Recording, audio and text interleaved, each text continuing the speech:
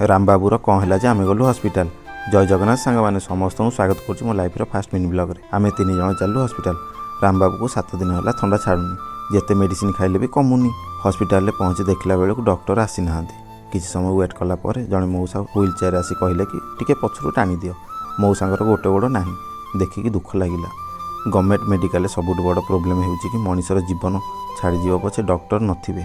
2 घंटा वेट कलापर शिशु डॉक्टर आसी ना, नहीं तो एमती वेट करिया को पड़िबो। आपण माने कौन कहउछंती। रामबाबू कांदियारू किसी समय ता सह खेलिली। ठीक सेतिकी बेले मने पड़ला मु भी टिके डॉक्टर को मो देह देखई दिए। मु रिपोर्ट नहीं कि आसला बेले शिशु डॉक्टर आसी जाइथिले। डॉक्टर देखिकी कहले कि गैस नेबाकू पड़िबो। मो मतरे 24 घंटा डॉक्टर अवेलेबल रहिवार अछि। जेते चेष्टा कले भी से गैस टाକୁ ता फेस रे रखुनथि। मु ताकू धरिवारू से स्थिर होई देखैथिला। 10 मिनिट पर घर को चलिलु। डॉक्टर गला बेले रामबाबू सोई पड़िथिला। पहुंचला पर हमर 3 जण गार्ड हमकू स्वागत कले। ओके पुणी देखाबो नेक्स्ट ब्लॉग। रहिली। जय जगन्नाथ।